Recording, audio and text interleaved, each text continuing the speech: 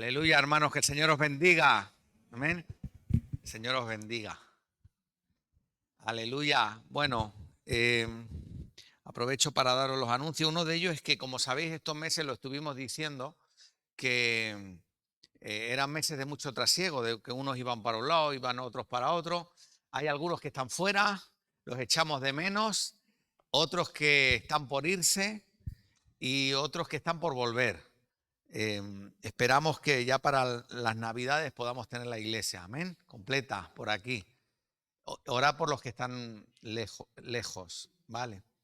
Luego vamos a orar, Gonza, tú te vas el 4, ¿no? 4. Jueves 4. Vale, vamos a orar por él. Después van a orar por mí, que me voy el día 5. Y, y también vamos a orar por los hermanos que viven en Caldas de Malavella. ¿Cuántos viven en Caldas de Malavella? A ver que los vea yo. Vamos a orar por ellos porque, claro, se les complica los jueves venir a los cultos de oración. Entonces vamos a tener la reunión de oración los que viven en Caldas, en aquella zona allí los jueves. Entonces vamos a orar por ellos, amén, a ver Dios qué va a hacer. Es como algo que hierve otra vez dentro, como cuando empezó hace 8 años o más, por esa inquietud por Santa Coloma de Farnés. Y al final, bueno, el Señor nos ayudó, nos dio gracia, enviamos unos obreros, pudimos plantar una iglesia modesta como la nuestra, pero pudimos tener una iglesia hija. Y parece como que el Espíritu Santo está con esa inquietud otra vez de volver a trabajar en un lugar, de sembrar. Esto antes ahora hablamos antes y después de la pandemia, es curioso, ¿eh? Antes de este tiempo teníamos ese deseo, esa inquietud, todo esto paramos un poquito, pero pensamos que puede ser el tiempo de Dios para ir a retomarlo. Varón, sillas en tu casa hay, ¿no? 40 sillas o así. Bueno, vamos a ver Dios qué hace. Entonces os voy a pedir a todos que estéis orando. Y los jueves tenemos un compromiso entonces. Y es que los que estemos en el culto tenemos que orar por ellos y desde allí ellos tienen que orar por nosotros. Y que Dios añada a su casa a los que han de ser salvos. Y a ver Dios qué es lo que hace. Entonces con el tiempo yo espero que Dios nos ayude. Poder tener, con el tiempo, ¿no? Podemos soñar, poder abrir un lugar de testimonio, poder abrir un local, poder abrir una iglesia, poder poner un letrero, poder predicar a Cristo. Y yo decía el jueves pasado, y os digo hoy, ¿y de dónde crees que van a salir los obreros que van a ir para allá? ¿Y de dónde va a salir el pastor? ¿De dónde van a salir los predicadores? ¿De dónde van a salir los salmistas? Sino de aquí. Entonces, oremos por eso. Amén. Cuando el Espíritu Santo inquieta, siempre es con un propósito. También deciros que cuando venga, Dios mediante, mi intención era cuando venga de Brasil y de Paraguay, quería volver a retomar los estudios del ABC. El ABC es un manual de doctrina básica, fundamental, que, bueno, cada maestrillo tiene su librillo. Cuando tú lo tienes que dar, siempre puedes ampliar, puedes profundizar. Puedes poner ejemplos, puedes buscar textos de la palabra que no estén a lo mejor allí. El Espíritu Santo te puede capacitar, te puede dar luz e ir más allá. Entonces, hace como 14, 15 años, quizá más, mandamos a hacer 100 manuales, recuerdo, y los repartimos por toda la iglesia. Repartimos a todos los hermanos, lo dábamos también en este lugar. Lo dábamos en las casas, lo dábamos en todo lugar, más que nada para que la iglesia pudiéramos tener todos una misma base. Faltan muchos hermanos, ¿verdad? Que hace tiempo que no pueden venir o no nos juntamos o no coincidimos, porque algunos que vienen quizá la semana que viene y en fin no coincidimos.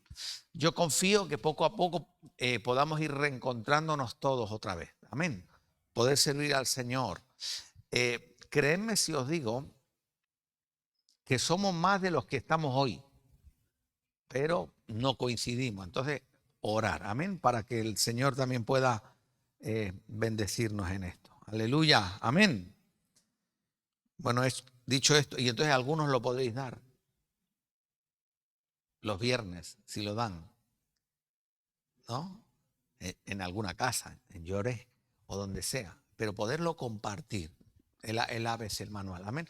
Entonces, cuando vengan allí, los mandaremos a hacer los manuales. otra vez y volveremos a retomar eso. Aleluya. Amén. Los martes en la iglesia. Los demás el día que pueda, pues seguramente en las casas. Amén. Bueno, gloria al Rey. Después, como decía antes, oraremos, Gonza. Estaremos tiempo sin verte allí. La próxima vez que venga ya nos hablarás en italiano, lo que sea. Bueno, él va para allí porque sabéis que sus familias son de origen italiano. Miguel ya obtuvo la nacionalidad y entonces él va a ir ahora a buscarla. Entonces, bueno, tiene que estar un tiempo allí. Dios te bendiga. Que Dios te lleve, te traiga en paz, en bendición. Ya oí a alguno de los jóvenes que quería ir a verte, a molestarte allí, no sé. Que sea pronto, amén. Y luego os pido que estéis orando por mí.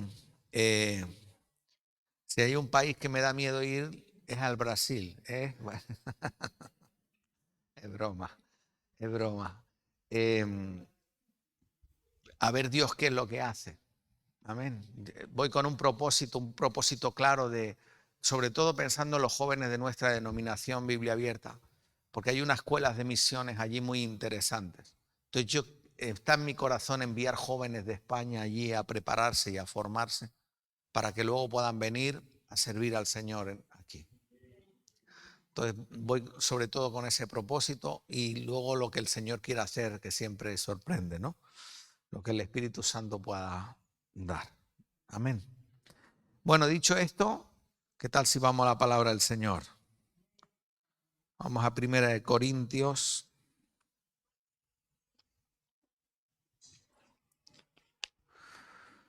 Aleluya. Sé que después del culto, los jóvenes ellos tienen unos proyectos, entonces han preparado unas hamburguesas y unas cosas para poder compartir y vender con nosotros a un precio módico, pero sobre todo por la comunión, ¿no? Y el apoyarles. Así que no te vayas corriendo, que podamos compartir. Bueno, 1 Corintios, capítulo 1, y oramos. Amén, vamos a orar. Vamos a orar. Señor y Padre, venimos delante de tu presencia en esta hora y quiero pedirte, Señor, por la exposición de tu palabra, sabiendo que está así. Amén. Padre, que haga aquello para lo que es enviada, Señor, que dé fruto al 30, al 60, al 100 por uno. Y bendice todo lugar, Señor, donde en esta hora estén predicando tu palabra, que tú respaldes a tus siervos y a tus siervas con tu bendición. Padre, te lo pedimos en esta hora, Señor, confiando en ti. Aclara nuestra mente, aclara nuestro corazón, Señor. Y Padre, aquellos que nos ven desde sus casas, también los bendecimos en tu nombre. Señor, que tu palabra pueda ser sí y amén. Te lo pedimos todo en esta hora, dándote gracias en el nombre de Jesús. Y la iglesia dice, amén y amén. Bueno, vamos a 1 Corintios capítulo 1, verso 1 en adelante. Dice así: Pablo, llamado a ser apóstol de Jesucristo por voluntad de Dios, y el hermano Sóstenes, a la iglesia de Dios que está en Corinto, a los santificados en Cristo Jesús, llamados a ser santos con todos los que en cualquier lugar invocan el nombre de nuestro Señor Jesucristo, Señor de ellos y nuestro. Gracia y paz a vosotros, de Dios nuestro Padre y del Señor, ¿qué dice? Jesucristo. Amén. Si lo pudiéramos desglosar y ver, te das cuenta que la estructura del escrito es una carta formal, es una carta que alguien dirige, donde hay una introducción, hay una salutación, donde hay un contenido, donde se dirige a la gente. Y estas cartas en el siglo I que el apóstol enviaba eran leídas en la iglesia públicamente. Cuando les llegaba la carta, el oficial de la iglesia, quizá el pastor, aquí habla de Sóstenes, probablemente era el principal de la sinagoga, se ponían delante y las leía. Y entonces de ahí que si tú la puedes ver, te das cuenta que es una epístola formal, es una carta normal. Dice Pablo, llamado a ser apóstol. Y entonces hay una presentación, dice llamado. ¿Llamado a qué? A ser apóstol. Dice, por la voluntad de Dios. En otras palabras, Pablo cuando escribía la carta dice, mira, el Señor me llamó para que yo desempeñase esta función dentro de la iglesia. No es algo que yo me arrogué, no es algo que yo quise hacer y yo me puse Y yo intenté, dice, no es algo así, es un llamado claro de parte de Dios. Hay personas que a veces quizá con unas intenciones que no son nobles, y no lo digo en plan mal, sino a veces pues con el deseo de satisfacer una carencia, porque nunca ha sido reconocido en nada, o porque nunca le han dado valor a su vida, o quizá porque, bueno, se confunde por alguna cuestión y empiezan a decir, no, no, que yo soy alguien delante de Dios y Dios me ha llamado a hacer no sé qué, no sé cuánto. Y luego con el tiempo ves que Dios no los llamó a nada, sino que fue la persona la que se puso en un lugar. Qué distinto es cuando Dios te llama. Y cuando tú entiendes el llamado de Dios, que Dios es el que te comisiona. ¿Te acuerdas cuando el Espíritu Santo habla y dice, apartadme a Pablo y a Bernabé para la obra que les he encomendado? ¿Quién? El Espíritu Santo que te capacita. Cada uno de nosotros tiene la capacitación del Espíritu Santo igual para hacer una función dentro del cuerpo de Cristo, para hacer algo. Es probable que Dios te haya ungido a ti para hacer algo que nadie más pueda hacer, que nadie más tenga esa gracia de parte de Dios. A veces hay hermanos que me dicen, pastor, me gustaría invitar a fulano, invitarlo a comer y quiero que venga usted y que le hable y que le habla del Señor. Y a veces piensas, pero quizá si esa persona Dios la puso a tu lado, la persona más indicada para hablarle, eres tú. Con tus palabras, con tus gestos, con tu manera de ser, con tu comprensión, pidiéndole a Dios con mucho temor y temblor que use estos labios de barro y dile lo que Dios ha hecho en tu vida. Porque la persona más indicada para decirle a los demás lo que Dios ha hecho en ti, eres tú. Y Pablo decía, Pablo, llamado por Dios, porque Dios mismo lo llamó. Dice, cuando iba camino de Damasco, ¿te acuerdas? El Señor se le apareció. Dice, llamado por Dios. Y luego él dice, Pablo mismo, dice, llamado del vientre de mi madre. Porque entendía que como que había un propósito detrás. Iglesia de Malgrado, ¿entiendes que hay un propósito detrás? ¿Entiendes que hay una razón de ser? Que no es casual, que no es porque sí, sino simplemente porque Dios quiere y le place. Y entonces nos llama, ¿no? Dice, llamado a ser apóstol, en el caso de Pablo, dice enviado.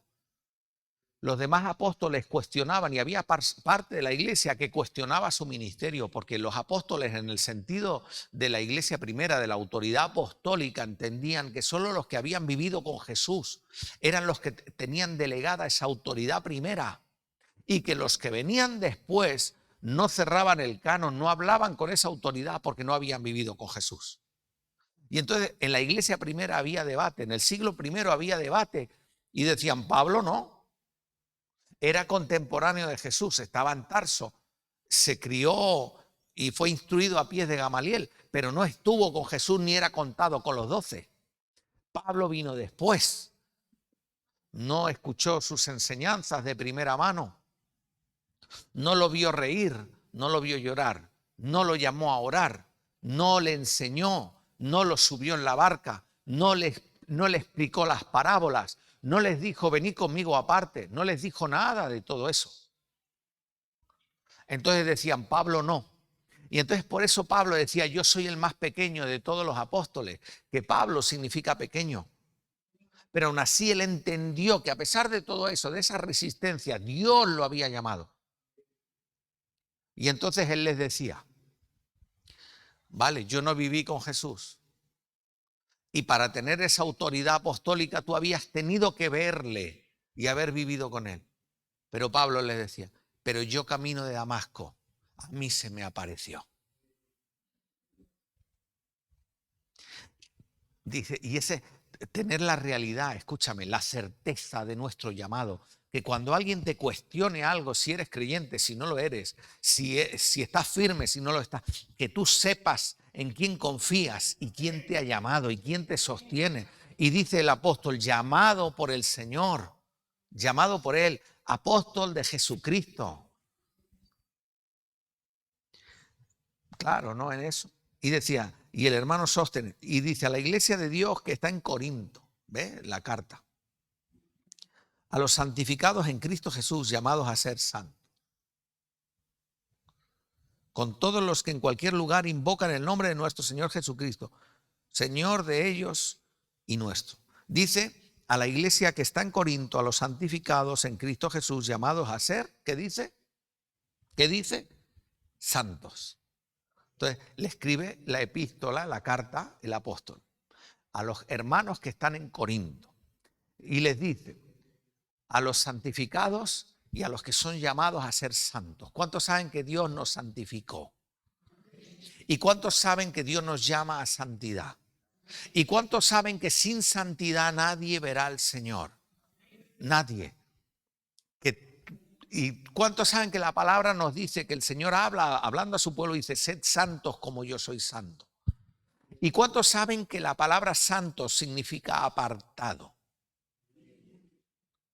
En otras palabras, tú estás en el mundo, estás en el pecado, estás muerto en delitos, en pecados, y de repente el Señor va y te toma y te saca de allí, te aparta. Es como separado de la corrupción del pecado. Pero me llama la atención algo, y todo esto, una lectura somera de la Biblia, enseguida te das cuenta. La iglesia de Corinto era la iglesia más carnal, más pecaminosa, más horrenda, más apartada del Señor de todas cuantas había. Los pecados allí se contaban, era terrible. Había relaciones incestuosas dentro de la congregación, había inmoralidad sexual, había idolatría, había avaricia, había homosexualidad, había de todo en la iglesia, de todo. De todos los pecados que tú te puedas imaginar, estaban en la iglesia. Y la gente los practicaba, vivían en eso y con eso. Y Pablo está diciendo a los santificados que Dios nos llamó a santidad.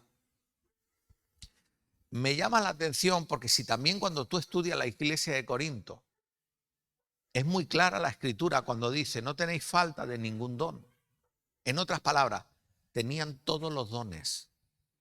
¿Sabes qué significa eso? Hablaban en lengua, interpretaban las lenguas, sanaban enfermos, tenían don de fe, hacían milagros y señales en los cultos. Tenían todos los dones, todos. La palabra lo dice. Y sin embargo era una iglesia carnal.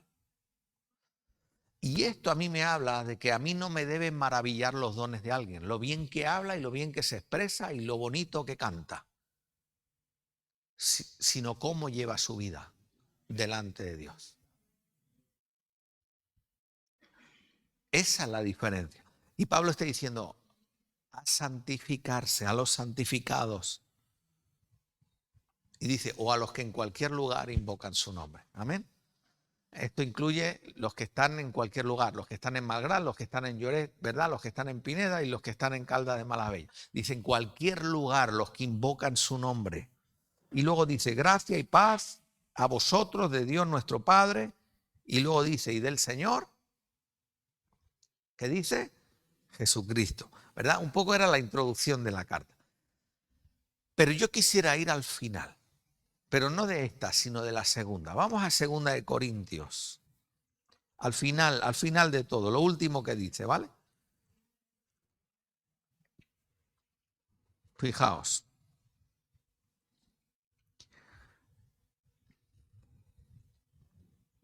Segunda de Corintios, capítulo 13.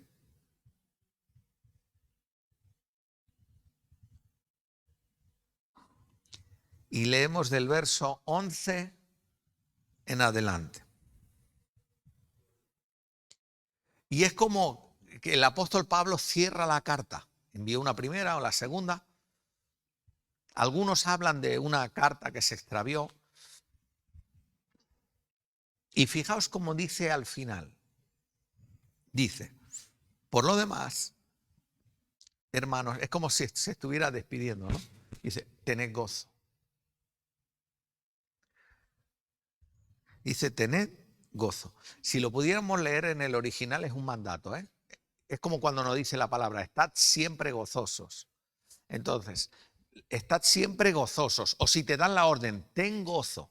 Bien. Entonces, ¿cuántos han conseguido, cuántos de los que están aquí han conseguido estar siempre gozosos? A ver que levanten la mano. Dice, estad siempre gozosos. A ver quién lo consiguió, que nos vamos a hacer una foto con él o con ella.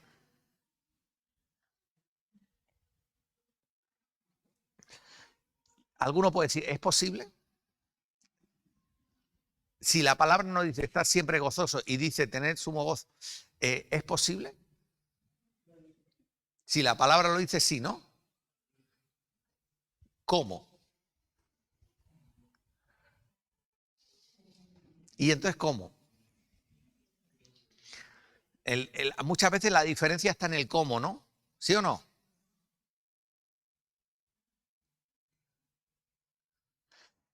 Yo recuerdo cuando mi hijo era pequeñito, entonces jugaba con 3 años al fútbol. Y en aquella época las niñas jugaban con los niños, pero las niñas tenían más edad. Y entonces había una niña, Paula, y era la portera del equipo, era más grande y era la portera. Y entonces los padres nos poníamos justo detrás de la portería a hablar y estaba la portera allí y estaba su padre. Y la niña estaba enfadada que no quería hablar con nadie. Y entonces le dije, Paula, ¿qué te pasa? Nada. Y la miro al padre y digo, ¿qué le ha pasado? Dice, mira, que le han pegado en el colegio las amigas. Y no le duele el golpe, le duele el hecho de que sus amigas le hayan hecho eso. Se siente como ofendida, traicionada, es eso, si no le duele nada. Y le digo, Paula, ¿qué te ha pasado? ¿Te has peleado en el colegio? Y ella jugando, me decía, sí, me he peleado. Y le digo, pues olvídate de eso. Y la niña me decía, sí, pero no sé cómo. Y entonces, ¿tú puedes estar siempre gozoso? Sí, ¿cómo? Mira, yo creo que la clave está en donde tú fijas tu mirada. Si tú clavas tu mirada en las cosas terrenales, en lo que te causa daño, te causa dolor, en que todo está mal, tú nunca vas a poder conseguirlo. Pero si tu esperanza está puesta en Cristo Jesús, si tu mirada está puesta en Él, si tú miras que en Dios todo es posible, si lo miras a Él, si empiezas a consolarte sabiendo que la palabra de Dios te sostiene y que Dios permite las cosas para bien y que Dios es el que guarda tu morada, entonces tú puedes tener gozo. Y dice, por lo demás, hermanos, tened gozo. Y luego dice, perfeccionaos. ¿Cuántos se están perfeccionando? ¿Y qué es perfeccionarse? Venga a decirme. En mi casa nos regalaron un espejo grande. Y entonces a la hora de venir para el culto, hay colisión. Y echa para allá, echa para allá, echa para allá. Entonces, ¿qué estás haciendo? Me estoy perfeccionando. ¿Eso es perfeccionarse? Dice, perfeccionaos. ¿Eso qué es? Cuando dice la palabra ser perfectos, ¿a qué se refiere? Que no tenga ni un fallo, ¿eh? ¿Dice eso? No. Cuando habla de eso, la mejor traducción sería madurad. Cuando dice ser perfecto, viene a decir ser maduro. Maduro. Y el maduro aprende a ver las cosas de una determinada manera. Probablemente no las cambias de inmediato, pero las ves de otra manera. Y cuando está diciendo perfeccionado, es decir, madurad. En las cosas del Señor, madurad. Tienes que darte cuenta que lo importante es Él, que vivimos por y para Él.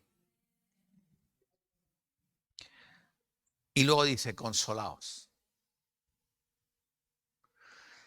Y cuando habla de consuelo, el consuelo es algo que viene precedido por un dolor, por un desengaño, por un trauma, por un desgarro. Y está diciendo consolaos. Me encanta porque la palabra es clara y es el final de la carta, Pablo está escribiendo, oye, consolaos. En otras palabras, mira, los golpes no los vas a poder evitar. Las situaciones difíciles en la vida, no. Ojalá todos nosotros tuviésemos la manera, ¿sí o no, padres?, de poderle evitar el sufrimiento a nuestros hijos. ¿Pero puedes? Pero está diciendo, pero consolaos en Cristo Jesús. Y luego dice, sed de un mismo sentir. Y lo da como mandato, ¿eh? Dice, sed de un mismo sentir. Y esto es decir, bueno, intentar ponernos de acuerdo. Vamos a intentar ir a una. Que seamos todos en la misma dirección. Y luego dice, voy a ir rápido a donde quiero llegar, ¿no? Vivid en paz. Y el Dios de paz y de amor estará con vosotros. Y luego dice, verso 12, saludaos unos a otros, que dice con ósculo santo, ¿verdad? Con beso santo, viene a decir. Y esto era costumbre en la iglesia del siglo I, se saludaban besándose, porque era una manera de aceptar a alguien, de recibirle, de aceptar su condición, de aproximarse. Entonces venía a decir, mira, con ósculo santo, sin doblez, sin doble intención, sin nada detrás, sin ambajes, ¿no? Decir, oye, pues recibe a quien venga como venga. Y me encanta porque los pobres y los ricos, el esclavo y el libre, cualquiera, el enfermo y el sano, dice, saludaos con ósculo santo. Y esto lo que venía a decir es que, bueno, como pueblo mío, ¿no? Saludaos así. Luego el verso 13 dice, todos los santos os saludan. Y luego dice, aquí es donde quería hacer hincapié. Dice, la gracia del Señor Jesucristo, el amor de Dios y la comunión del Espíritu Santo sean con todos vosotros. Así acaba, ¿eh? Amén. Y lo primero que dice, la gracia del Señor Jesucristo. Estaba leyendo antes en mi devocional y hablaba de C.S. Lewis. Y el hombre contaba una anécdota. Dice que llegó a un lugar, llegó tarde, y al parecer había un grupo de creyentes que se enzarzaron en una discusión acerca de las diferencias entre las religiones. Y entonces el mentor, el que llevaba la reunión, les preguntó allí a una serie de creyentes, de alumnos, ¿no? Les dijo, bueno, ¿y cuál es la diferencia entre el cristianismo y las demás religiones? Y entonces unos empezaron a decir, no, que nosotros, bueno, tenemos en la resurrección de los muertos. No, hay otras religiones que creen lo mismo. Y entonces decía, bueno, ¿y entonces qué? En que fuimos los hombres creados. Bueno, hay otras religiones que piensan exactamente igual, que el hombre es fruto de la creación de un ser supremo. Entonces, ¿cuál es la diferencia? Y en esas dice que entró C.S. Lewis a la reunión y les preguntó, ¿de qué estáis hablando? No, estamos hablando del factor diferenciador del cristianismo con las demás religiones. ¿Qué cuál es? Dice, eso es fácil. La gracia. Que nosotros somos pecadores sin remedio. Somos escoria y pensamos de continuo el mal. Y aún así, Dios nos ama y nos recibe. Dice, no tengo que hacer nada, es que Dios me recibe así, por su gracia. Y entonces el apóstol le escribe y les dice, la gracia del Señor Jesucristo, esa piedra angular de nuestra doctrina, escúchame, esa ancla de nuestra fe. Estamos aquí por gracia y somos salvos por gracia. No hay nada que yo pudiera hacer que agrade el corazón de Dios. Y dice la Biblia que nuestros actos de justicia son como trapos de inmundicia, trapos de menstruación que usaban las mujeres cuando tenían el periodo. Entonces con eso se limpiaban. Y entonces la Biblia dice que nuestra justicia es como eso. Y dice la Biblia, no hay quien busque a Dios, ni hay uno, no hay hombre bueno, ni uno. Entonces, Dios nos recibe por gracia y somos salvos por gracia. Luego Dios viene y su sangre nos limpia, nos santifica, nos enseña el camino, nos da el Espíritu Santo, nos hace madurar, ¿verdad? Y nosotros vivimos de manera que queremos agradarle y aún así no lo conseguimos muchas veces. Pero la gracia de Dios nos hace aceptos en el amado, nos salva de este mundo perdido. Es decir, mira, yo no hay nada que yo pueda hacer para que me gane la salvación, nada. Yo no sé por qué Dios se fijó en mí, no sé por qué se fijó en mi casa. No tengo la menor idea. Hay mucha gente fuera con más dones y talentos y capacidades, pero Dios se fijó en mí. Entonces puedes pensar así. Dice, ¿por qué? Por gracia. No, es algo que yo no me merecía. Y dice, amor, de pura gracia nos salvó. La doctrina de la gracia se puede estudiar de muchas maneras, pero escúchame. Hay gente que confunde, lo lleva a los límites. Cuando habla de la gracia de Dios, dice, bueno, entonces yo puedo hacer lo que me dé la gana porque Dios me ama igual y me salva igual y demás. Y ahí te das cuenta, cuando alguien piensa así, que el Espíritu de Dios no está en él. La gracia de Dios va mucho más allá. Es como que te ilumina y te das cuenta de lo mucho que te falta para llegar a Él. Salvos por gracia, por medio de la fe. Y esto no es de nosotros, sino es don de Dios. Y no por obras, dice la Biblia, para que nadie se gloríe. No es por lo que nosotros hagamos, sino por su gracia. Y dice, la gracia de Dios. Y luego dice, el amor de Dios. El amor de Dios que no se puede explicar. Escúchame, no se puede comprender. Simplemente sé que Dios me amó, no hay más. Y cuando tú tienes esa plena seguridad, que sabes que Dios te ama y te ama profundamente, y te ama con amor eterno, o como dice la Biblia, y te ama, los amó hasta el fin, en otras palabras, hasta más allá de la eternidad, que Dios te sigue amando igual, que Dios se acuerda de ti, es como que algo se le remueve por dentro, ¿verdad? Es como cuando Ismael empezó a llorar y algo se removió en el corazón de Dios y escuchó.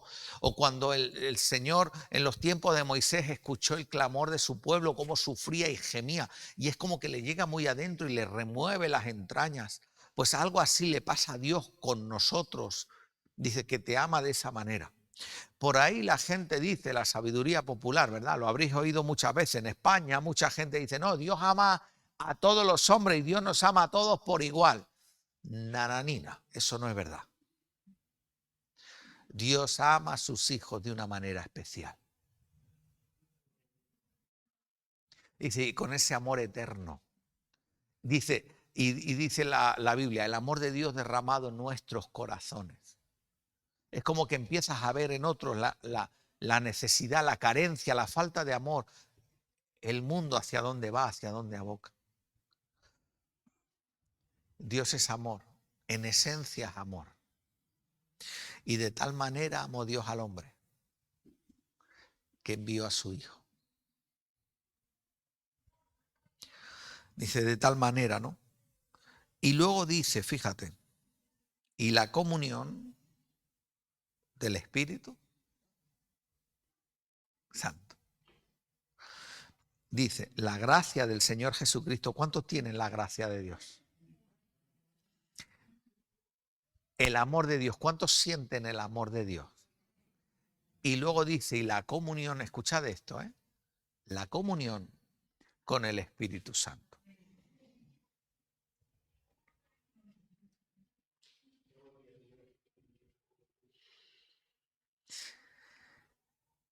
Pero si yo pregunto, muchos decimos, sí, yo tengo la gracia de Dios, siento el amor de Dios, vale. ¿Y tienes comunión con el Espíritu Santo?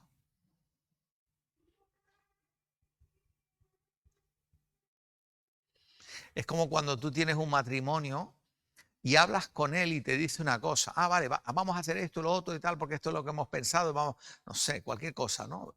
Vente a mi casa, sí, eso, mira, vamos a hacer una paella. Ay, qué bueno. Sí, sí, sí. Mi mujer la va a preparar. Ay, qué bueno, está bien. Y luego te encuentras a la mujer y le dices, ¿qué? ¿Cómo va la paella? Y dice, ¿qué paella? Ah, es que me han invitado a tu casa a comer, me han dicho que había paella. Primera noticia. Y entonces lo mira y dice, bueno, ¿y ustedes hablan? ¿Y el matrimonio se entiende? ¿Qué es el tener comunión con el Espíritu Santo? Nosotros hablamos con el Espíritu Santo, nos ponemos de acuerdo con Él, compartimos las mismas cosas, hablamos de lo mismo, el mismo lenguaje. El Espíritu Santo nos habla, nos da testimonio. Dice, y la comunión del Espíritu Santo. Hoy me encantó, bueno, ayer, porque los pastores me fueron enviando mensajes y una pastora que es inglesa me envió un mensaje muy bonito y en inglés había una frase que me decía, ve, traducido más o menos, me decía, ve en el fluir del Espíritu Santo. Entonces, cuando te están diciendo, y en la comunión del Espíritu Santo, ¿eso qué? Tenemos comunión, iglesia, con el Espíritu Santo.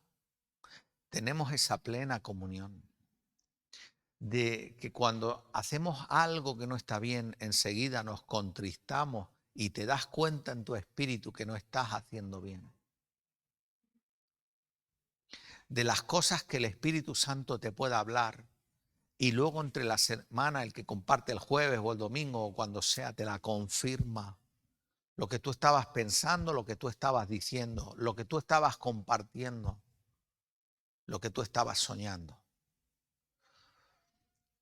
Tenemos la comunión con el Espíritu Santo que nos guía a toda la verdad,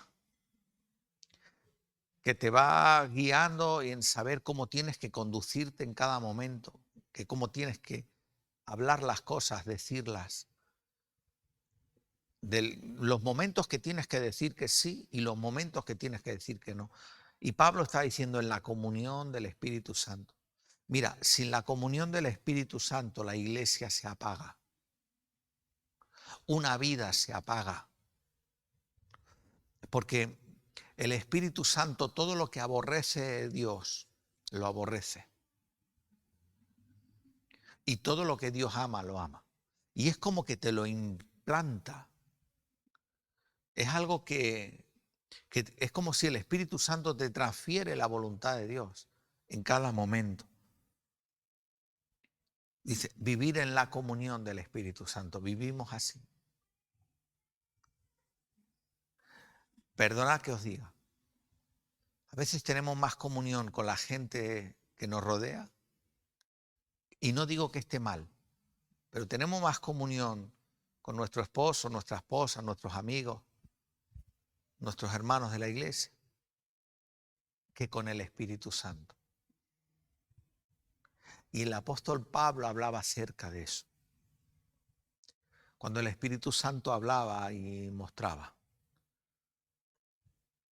Dice, la gracia del Señor Jesucristo, el amor de Dios y la comunión del Espíritu Santo sean con todos vosotros. Y luego dice,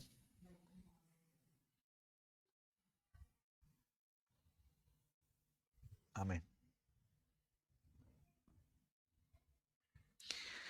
Si te das cuenta, sin decir la palabra Trinidad, pero está hablando de Jesús, está hablando de Dios y está hablando del Espíritu Santo.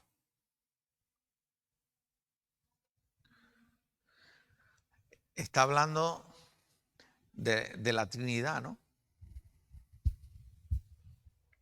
Y en el siglo I, cuando era leída esta carta, lo entendían con tal claridad. Me encanta porque cuando leíamos al principio en el capítulo, en el 1 Corintios 1, cuando hablaba Pablo y le decía, sí, yo y el hermano Sóstenes os mandamos saludos, ¿no? Habla acerca de Sóstenes. Sóstenes seguramente, después habla de él, habla como seguramente el principal de la sinagoga, era el encargado, era el oficial de la iglesia, era el que llevaba la sinagoga, dirigía un poco el culto. Y tú ahora pensarás, bueno, ¿y una sinagoga y qué tiene que ver con la iglesia? ¿Eso no es de los judíos?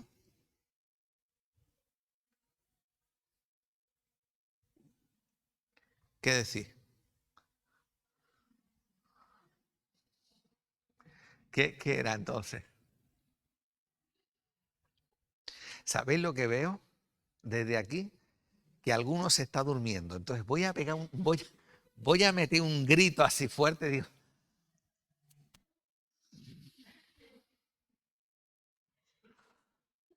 ¿se acordáis de Engracia y María? Las mujeres mayores, 90 y tantos años, pelo blanco, cuando venían a la iglesia. Teníamos el culto el domingo por la tarde y venían y se sentaban por ahí. Oiga, se dormían las dos hermanas. Pero dormirse. Y entonces se enfadaba la una con la otra. Mira, mira. Cuando se despertaba, la miraba, dormía, me miraba y me hacía así. Y yo predicando. Y cuando acababa me decía, no es que mi hermana se duerme. Y la otra me decía, es que mi hermana se duerme. Y se dormían las dos. Y un día estaba así predicando y dice, ¿qué cree que no las veo? Claro que yo sé los que se duermen. Bueno, estaba así. Y cuando acaba el culto me vino en gracia, la que tenía un carácter así más fuerte. Y me vine así andando como ella podía. Y me dice, ¿tengo que hablar contigo? Digo, sí, dígame. Tenía un carácter. Digo, sí, sí, dígame. Yo me duermo. ¿Y qué? Y me decía, si tú te tomaras las pastillas que yo me tomo, tú también te dormirías. Digo, no se preocupe, eso es el reposo del Señor, duérmase. 90 y tantos años, ¿qué le iba a decir? Dice, la gracia del Señor Jesucristo, el amor de Dios y la comunión del Espíritu Santo sean con todos vosotros. ¿Qué dice? Amén. Aleluya. Gloria al Rey. Después vamos a orar, ¿vale? Después vamos a orar por Gonza, vamos a orar por mí, vamos a orar por los de Caldas. ¿Qué tal si nos ponemos de pie? Voy a pedir al grupo de alabanza si puede venir.